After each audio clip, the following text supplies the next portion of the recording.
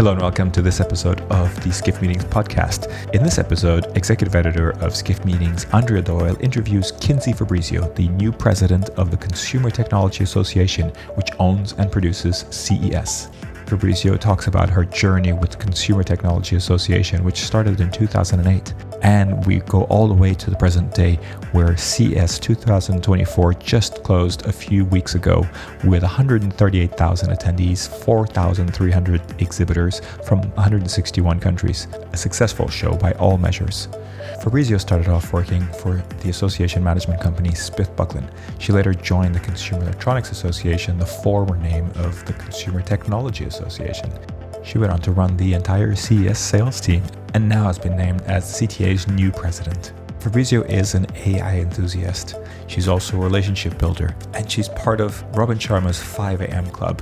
Fabrizio discusses CES's relationship with Las Vegas. The event is committed to Las Vegas to 2048, and she does not see the event ever leaving Vegas. Make sure you stick around for the whole conversation with much more detail on what makes the Consumer Electronics Show one of the largest shows on Earth. I hope you enjoyed this conversation, and don't forget to check out the other episodes of the Skift Meetings podcast. If you like what you hear, please consider rating the podcast and leaving us a review.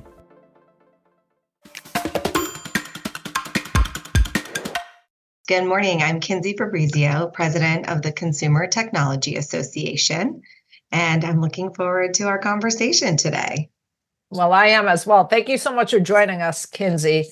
So can you tell us about your journey to your new role as president of CTA? Yeah. So before I started working at CTA almost 16 years ago, I worked at an organization called Smith Buckland. So that's where I really got to know associations, trade associations, and the event space. And at Smith Buckland, I had a couple associations as clients, some trades, some professional societies, and they all had annual events. And so that's really where I started to understand the association and nonprofit world and the live event space as well. From there, I moved to the Consumer Technology Association. It was called CEA, Consumer Electronics Association back then. And I started working in our membership department. And I was responsible for several of our different divisions of membership, like our smart home division and our audio division and video division. And through that, really became thoughtful about new and emerging technologies that would impact the future of our organization and our show and the industry. And so I was really interested in digital health technologies. And this was over a decade ago. And I thought Fitbit was really amazing. And it was so cool how you could quantify your own health and wellness and, created a whole portfolio for CTA around digital health. And that kind of propelled my career growth. Gary, it always says that, when I had that idea and was able to really execute on it, he was like, oh, okay, this person has something. So, from there, I went on to run membership. We went through a whole kind of membership shift and dues revision. After that, I started running our CES sales team. So all of the revenue of the organization reported into me. And then from there, started overseeing the entire show. And that led me to where I am today. Oh, that's great. It's been the most fun. I feel like the luckiest person in the world. Well, I guess the fact that you know the organization from so many different levels is going to be helpful. It is helpful. It's very helpful to understand the core functions and core competencies of the organization. And so, coming up in membership, I really had the opportunity to understand why companies are a part of CTA and why they join our association. And I got to, see firsthand how our lobbying and advocacy really supports members in the industry and how our research development helps them with their business needs. needs. And then our standard setting arm, we're an ANSI accredited standards organization that solves problems that makes consumers' usage of technology better every day. Think of the different TV standards like HD and then 4K and 8K, or airplane mode on your phone, or even closed captioning. Those are all standards that CTA is behind. Wow. Can you tell us a little bit about CTA? How many members and how many attend CES every year? Yeah, so CTA, we represent the entire technology ecosystem. This is products that go direct to consumers. This is products that might not touch consumers directly, many B2P solutions and companies are members of ours. We have over 1,300 members. We're North American based, so you must have an office in North America to be a member. And that's a little different from CES. So CES is a global show. We have exhibitors and attendees from all over the world. So you don't have to be North American to be at CES. And that's one of the great things about the show is its global nature.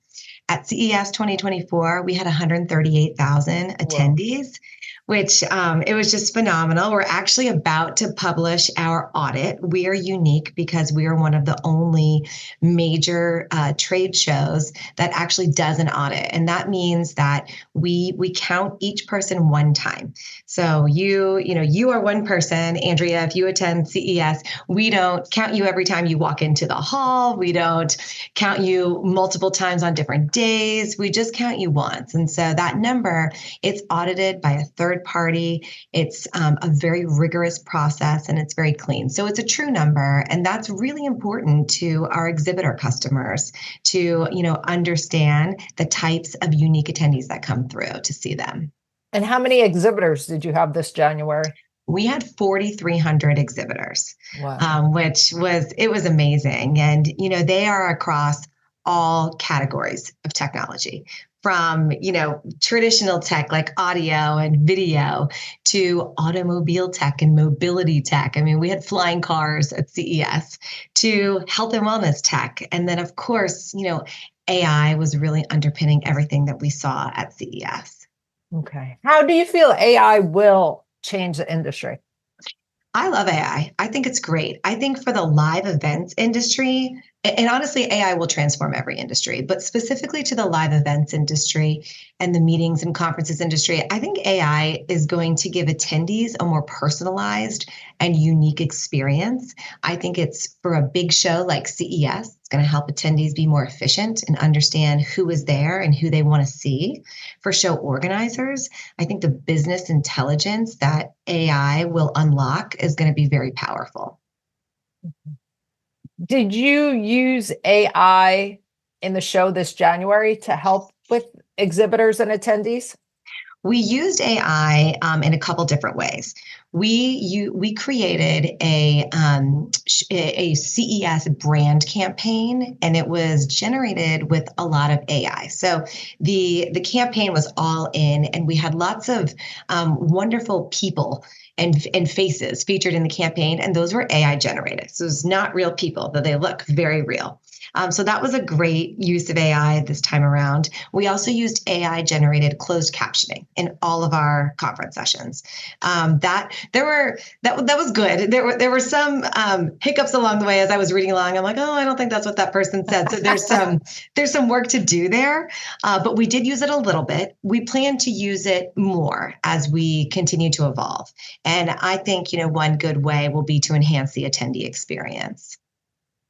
I mean, if you have any new technology, obviously CES is the place to unveil it. How did that become the case? Well, I mean, it's a couple things. One, it's our global nature. And I think for the opportunity for companies in the tech industry and industries outside of the tech industry to all come together in one place, from across over 161 countries, we're, at CES 2024. That's impactful. And I think that's very valuable for companies who seek to do business outside the US and companies outside the US who seek to do business in the US. So that's one thing that I think led to it. The other is we have over 5,000 members of the media at CES. So if you have news to make, there is no better place than CES to do it, just because of the massive media coverage and the group of one with phenomenal media come to our show, and they talk about and they walk through the show and they write about what's happening and they cover it and they show the promise of the future. And that's what CES is. It's a look into the future. The other thing that's so great about it is we had over 1,400 startups at CES 2024. So to bring together, major big players in the tech industry, but also small startups as well that are showcasing their, really innovative new ideas, I think that's a really special thing. What is it like to follow in the footsteps of Gary Shapiro? Well, it's awesome because Gary's great. I feel so lucky that I've had the ability to work closely with Gary over the last 15, 16 years. He's mentored me. He's given me so much guidance. He is so supportive in terms of opportunities and advice and, his trust in me to lead teams and try new things. It's amazing. It's also, it's a little scary because he's so phenomenal and fantastic. You think, oh my gosh, how can I even compete with that? But he's tremendous and supportive, and I'm really lucky. I wish more people had the opportunity to have a supportive leader like him, because I really do recognize that I'm fortunate in that. Well, you mentioned he was your mentor. How important is mentoring to you, and do you mentor others? Yeah, it's so important. I think, when thinking about the future of the organization, mentoring is extremely, extremely important. One, it's how you help people grow, and it's how you help them unlock their own potential and find opportunities and really, figure out their path forward. It's having somebody who's done that or has experience, just be there to give advice and talk through, find solutions, find opportunities. I also think right now in a hybrid environment, it's really important because we're not all in the office every single day, and you don't get one-on-one time with as many people in the organization. And so having really, conscious conversations that focus on mentoring, it's good for, culture of the organization and the future leaders of any organization. I really believe in it. How do you explain to friends and family what you do? Because there's some that do not understand the industry. Most people don't understand trade associations. So I am fortunate. Normally, what I do is I say, have you ever been watching the news in early January and you saw CES? Okay. And most everyone at that point is like, yes, I know what you're talking about. I say, I work for the organization that owns and produces that show, and we focus on innovation and growing the tech industry. And then they're like, oh, that's so cool. God. So, I mean, CES is one of the most iconic events. I was curious to find out if there's been any events you've attended and what made that event memorable. Well, I can't pick just one because I love trade shows. I love going to events. I love going to conferences. But I will say there are two events that I have not attended that I really want to attend one day. They're not related to tech at all. They're outside of my day-to-day. One is the pizza show, because I just think it would be amazing. I love pizza, and everyone in Las Vegas loves the show. I actually think it's like going on right now, or it starts this week. And then the other one is JCK, the jewelry show. That takes place in Vegas too. I had the opportunity to meet the woman who runs that show, Saren. Almost a year ago. And she's phenomenal. That show just looks so cool and impressive. And like, who wouldn't want to be at a jewelry expo? And both those shows take place in Las Vegas. And obviously, Las Vegas is home of CES. How important is the city to CES? I love Las Vegas. I think it is so important. I love the partners that we work with in Vegas. The LVCVA is tremendous. The Venetian is tremendous. Freeman, TPN, all of our partners there, they're phenomenal. But the city of Las Vegas is so fun and magical and special. And I think it's brilliant how Las Vegas has transformed from, this party destination to really a business city. Mm-hmm. And it's so great because you can come to Las Vegas. The weather is typically always going to be phenomenal. You can have some fun. There's beautiful hotels, there's wonderful restaurants, and then you can also engage in great networking outside of, the trade show floor hours, which I think is just special. And that convening and that bringing people together, I think is so important, even more so now that, we have moved through COVID. And Vegas creates all of those opportunities. You can get flights from all over the world into Vegas, and it's just a great city. And they've done so much, honestly, to transform how you get around the city. If you think of the underground tunnels and the additional transportation options, they're just really focusing on making it a city that's easy to get around and a fun place to do business. Okay. So if you were to plan an event for 1,000 Kinseys, what would that event look like, and what would it include?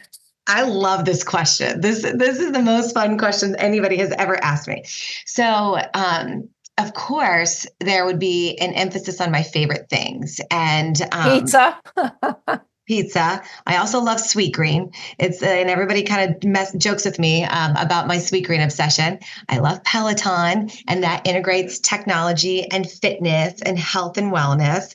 I love Taylor Swift, so she would have to keynote, and I would want to do a fireside chat with her, as well as so many other rock star women CEOs like Corey Berry of Best Buy, who I just love. She's an amazing human. Lisa Su of AMD, Mary Barra of GM, and all these awesome rock star women I would want to have speak and be able to connect with them. But I would also really want to focus on how technology is impacting lives and truly solving some of the world's biggest problems. And I might even put a spin on that for women. As a mom, technology, a working mom, technology saves me. I mean, my Amazon Prime app is the only way I can make sure I have the supplies for my son's Valentine's Day party, plus order groceries, plus, make sure my daughter has, when she gets a hole in her sock for basketball, I can quickly order a new pair. So I think, moms today are fortunate to have all of these technology solutions in the gig economy to really help us be more effective.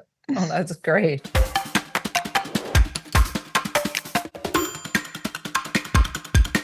What are the key qualities or skills that have enabled you to be successful?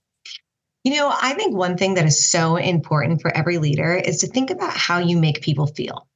And thinking about that in every interaction, because if people feel good about what they're doing and feel good about their contributions and know that you believe in them, then that's better for everyone. And so that's one thing that I always try to focus on is how do I make people feel? And that, flows into relationship building. And I think that is so important too, is establishing relationships from, all levels, people with big titles to new entrants and junior staff and junior team, junior people at your partners. I mean, really establishing relationships, I think, is so important. I think starting at a place of yes, starting with yes, and being open to new ideas and problem solving and trying things differently. I think that that's really important. I think having talented people around you, I often say that I typically do not know as much as the people on the teams that support me and work with me. They know more than I do. They're experts in their area, and leaning on them and not feeling like you have to have all the answers and you must always weigh in. Empowering really talented people around you, I think, is important.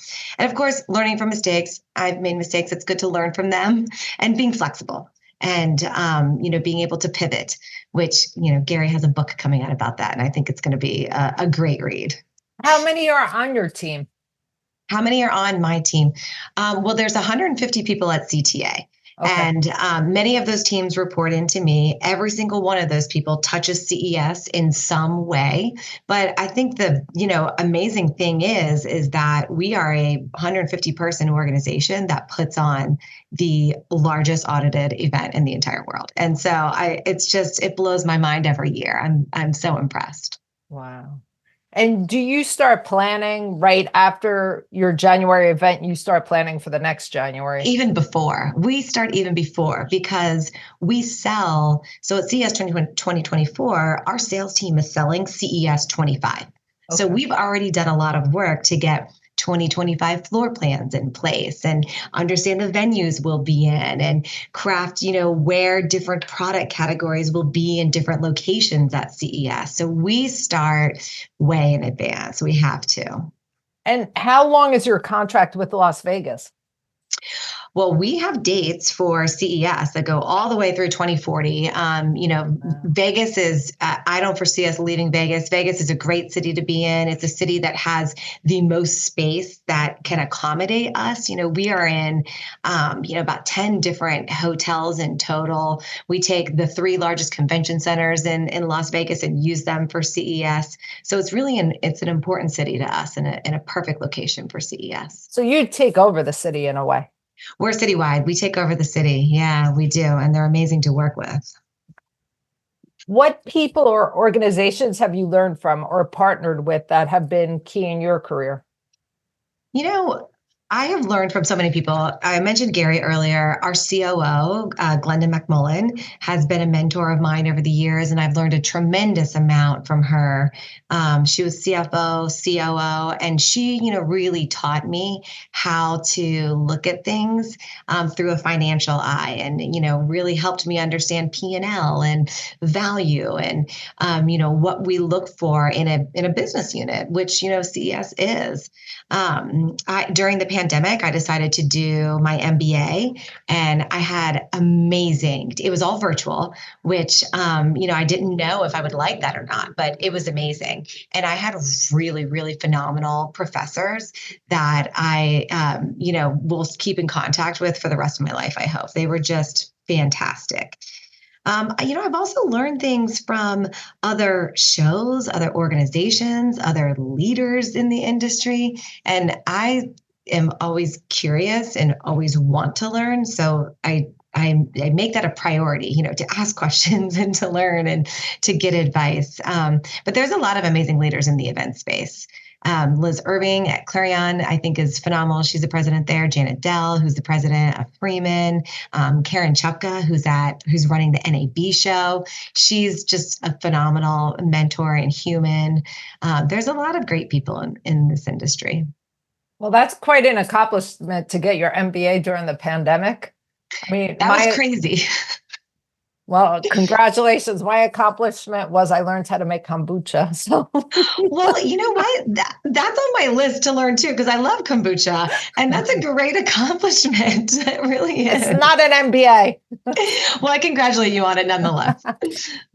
What future trends are you most excited about? We touched upon AI. Yeah, I'm excited about AI. I am excited to see how the event space really becomes more personalized to each attendee. I'm excited about, some things I see at other shows, the unique experiences that they create for attendees. The health show, I think, does a great job of that. My friend Rich Scarfo runs that show, and they create some unique experiences for attendees that are all centered on health. And I think that's really cool. And I think that's the direction we're headed in. I think we're also going to continue to see an emphasis on, real high quality networking and convening in meaningful ways at events. And whether that's, the event organizer helping to create one-to-one connections in advance, or helping to pair, to do matchmaking on a broader scale, I think that's an interesting trend too. Okay.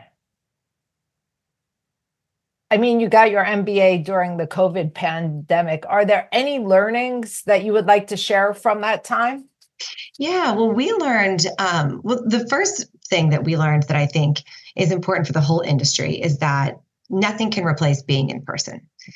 There is no world where an all virtual trade show works. It just doesn't, in my opinion. Being in person is so much better, and it's so much more meaningful. That being said, what we did learn is how you can be in person and make your event cleaner, safer, and healthier. And so we've started doing that by having more touchless environments where people aren't putting their hands all over things. We have sanitizer everywhere. We also have made a big effort to keep the doors open in the Las Vegas Convention Center and the Venetian to let fresh air flow in, so that, it's not just the stale convention center air. We're letting fresh air come in. And I think that helps in a major way. way. And just other things like, making masks available, having, tests available if people want them, sneeze guard, plexiglass in front of the food, like things that we didn't think about in the live events industry before. We're being more conscious about now. And I think it's helping, and I think it's creating a healthier environment.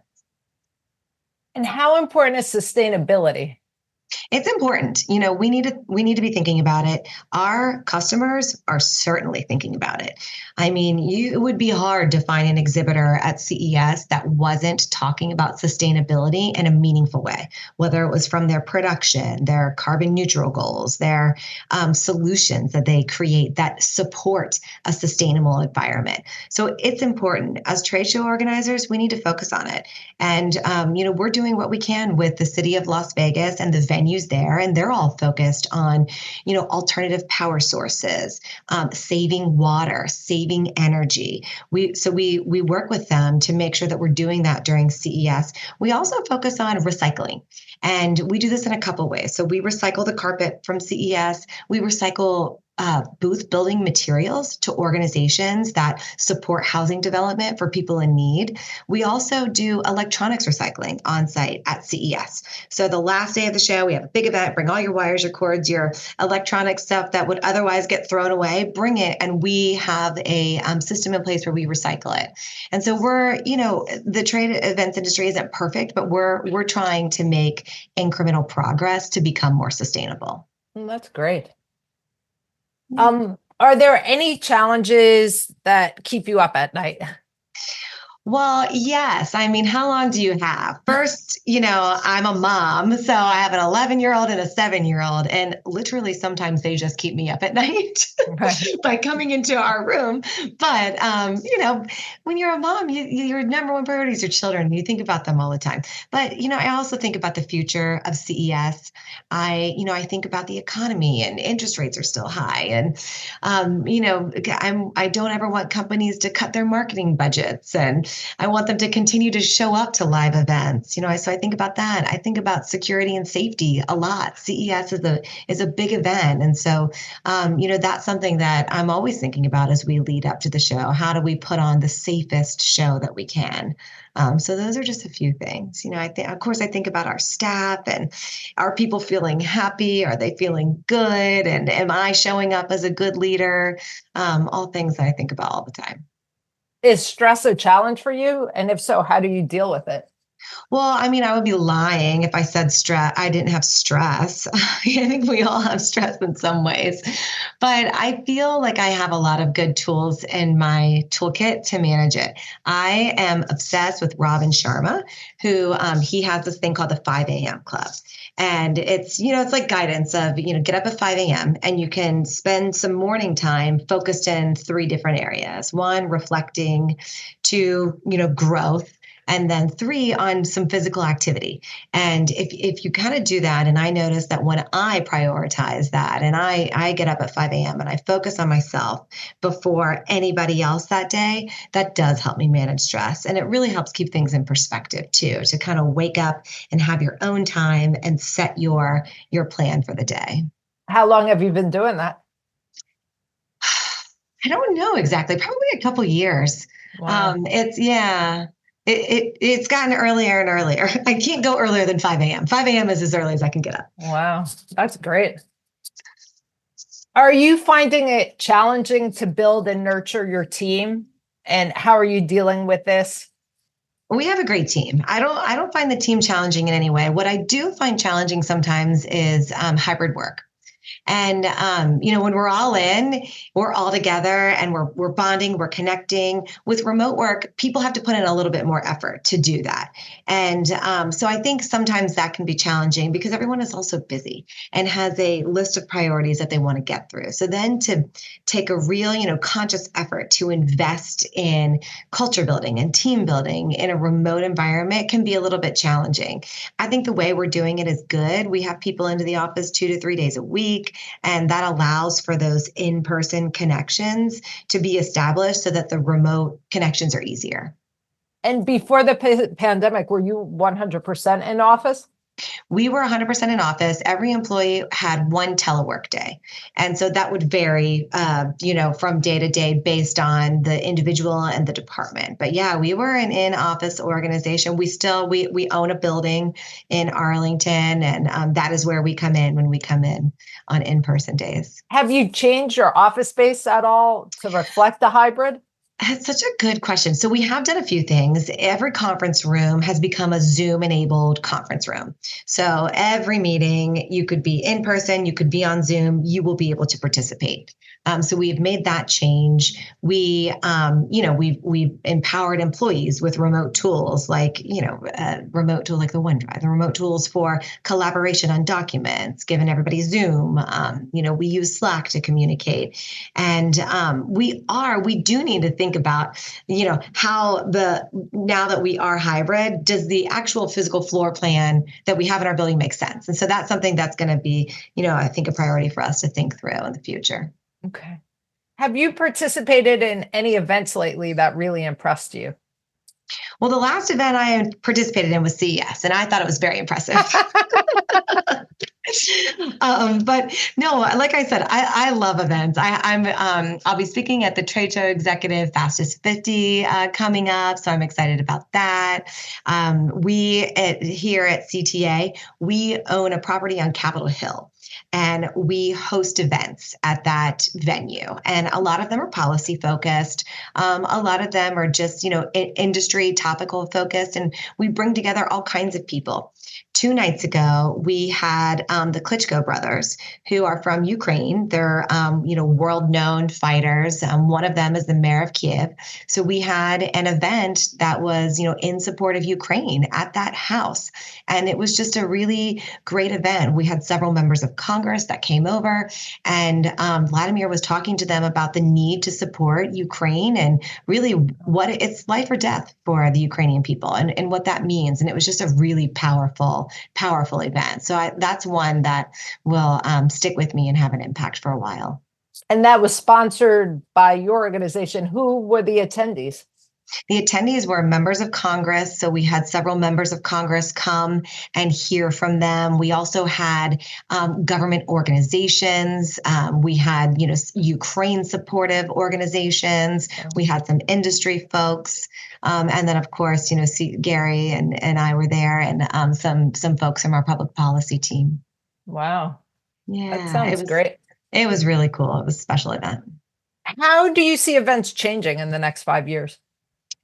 I think we'll see like I said earlier, AI, I do think will change events. I think they'll get more personalized. I think they'll be more experiential. And that's something that the future attendee and a future event goer is looking for. I think, content will appear differently. It may not be the typical 45 to 60-minute panel session. We might see events where the content comes from the audience, or the speaker is a part of the audience, or they just flow differently. There might be more crowdsourced content.